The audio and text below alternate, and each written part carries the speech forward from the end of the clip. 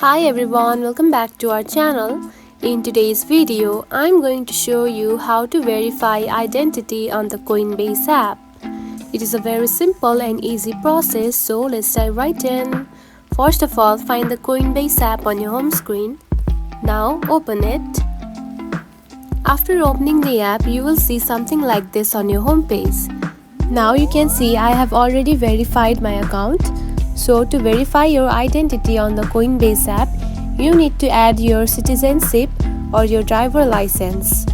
So you need to choose one of these and you can simply add the photo of your citizenship or your driver license and you can simply verify yourself. So if you don't have any of those, you cannot verify your identity on the Coinbase app.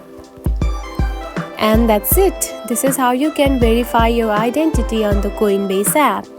If you found this video helpful, don't forget to like and subscribe for more tips. Thanks for watching.